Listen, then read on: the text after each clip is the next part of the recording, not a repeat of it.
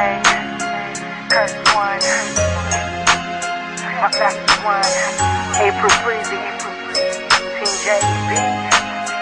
Matagal ko nang dapat sinabi sa'yo na ang dami ko yung ulit pag ikaw na tapos na parang nasa ulap lang ako umulutang sa ganda mo. Taka ka pa ba? Ba't sa tuwing kausap kita ako'y masaya? Nararamdaman ko din kaya nais na sa'yo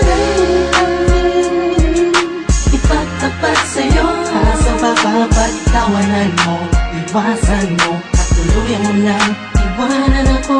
Kaya ayos lang, sabay tayo magkaibigan lang. Ayoko nang mapago kung anong meron tayo dito sa mundo. Paano kung sasabihin ko sa'yo ako ay may gusto? Baka anong isipin mo kung aaminin ba sa'yo?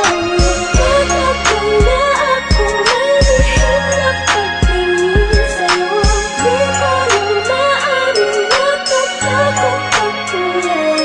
Ano ka na naman dapat tayo ay hindi ko naisip ang mga mali.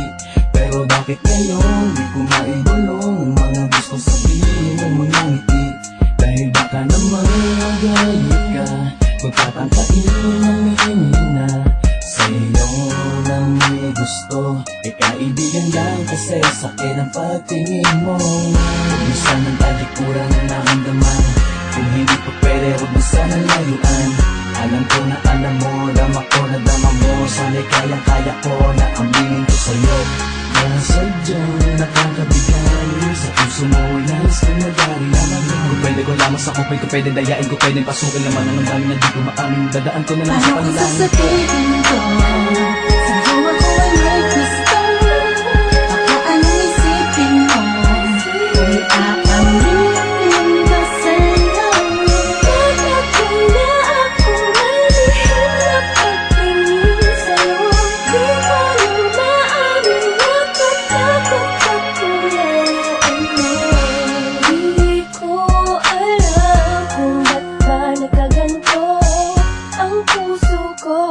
Ba't tila di na maintindihan pagdating sa'yo? Talagang sa'yo ikaw ang pinagkakalingan ng ngiti sa labi ko.